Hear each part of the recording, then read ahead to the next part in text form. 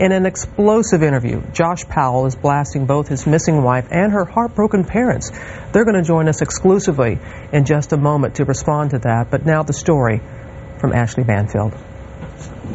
He has said almost nothing in public for nearly a year, but now Josh Powell is speaking out. In an interview with the Salt Lake Tribune, Powell calls his missing wife extremely unstable. He believes that the police have mishandled this investigation by focusing on him. Powell is holding firm to his story, maintaining that the night his wife went missing, he took his 2 young boys out camping in the dead of night during a blizzard. He is stuck to the story that she ran away and that he didn't do anything with her. Powell remains the only person of interest in the case, although he hasn't been charged. He believes that she can return and that she might return any time. Powell has done little to help find his wife. Instead, within weeks, he moved his children out of the family home and out of state. And surprising new accusations from Stephen Powell, Josh's father.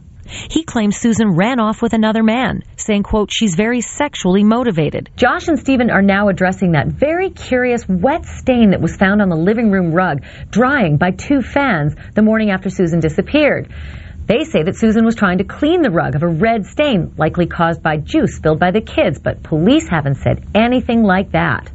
Josh Powell is blaming Susan's family for causing her pressure, claiming they want her to be perfect. Powell says Susan doesn't have as much strength as they'd like to think she has.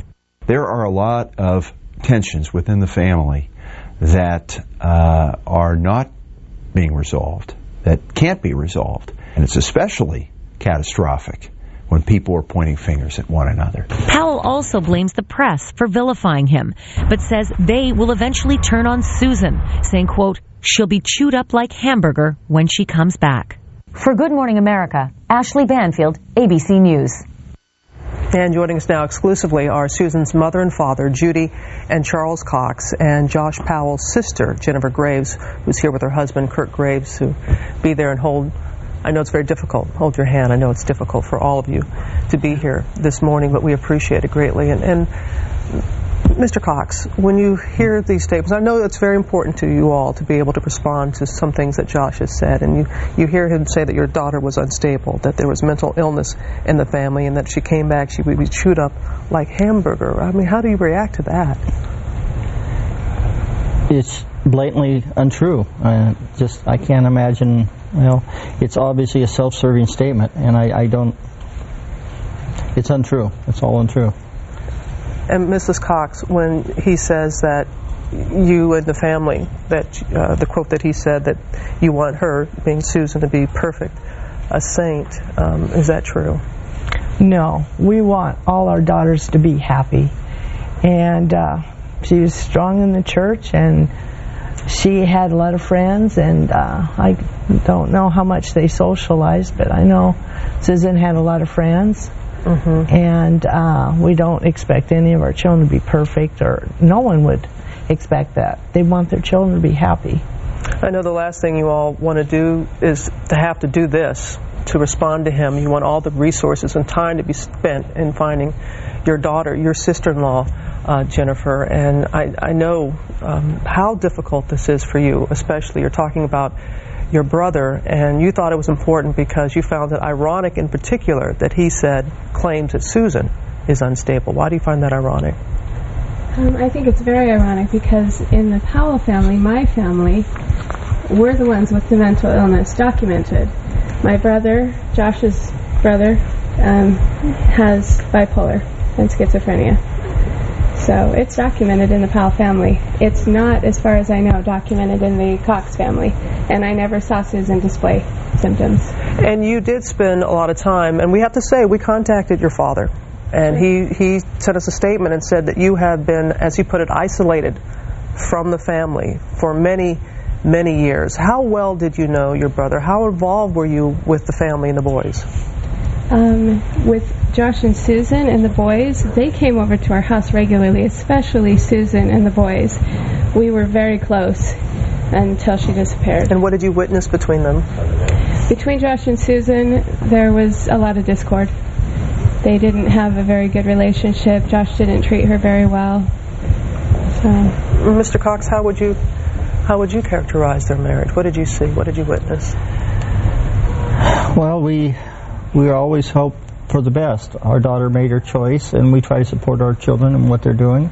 And they had ups and downs, and we felt that they were eventually going to work it out because Susan was so dedicated to making it work, and she wasn't going to give up in any way. So we felt persistent she would eventually get what she wanted, and that was a happy family. And she was dedicated to those boys. Oh, very much She's so. Dedicated to them. And have you had a chance, Mrs. Cox, to spend much time with your grandsons? No, they won't let us see them, and I guess they have their reasons, but we keep trying. There's limited communication between the two families? He will not talk to us on the phone. We can't go over to the house. He has an email that my husband and him, that's the way they're supposed to communicate with each other, and he really hasn't replied except for once, I think. And what are authorities telling you right now? I mean, how often do they talk to you? We talk to the authorities investigating the case about once a week, just as an update, and they just tell us that the case is progressing. They're working leads, and they're making progress. Jennifer, another claim that your father made was questioning whether or not your sister-in-law ran off with another man. And again, you spent a lot of time. I see the family shaking their head. You just don't believe that's possible at all? No, we chatted regularly about details about their relationship and their life.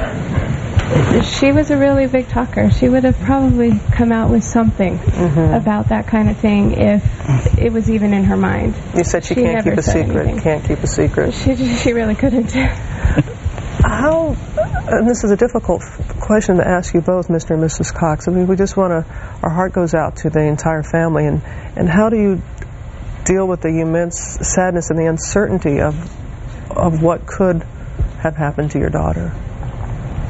Well, we have the hope that she's still alive, and we realize after this time we have to prepare ourselves for the fact that we may find her body somewhere, but we still have hope that she's alive, and we hang on to that, and we have support of our friends and the church and people around the world. There's still thousands of people supporting.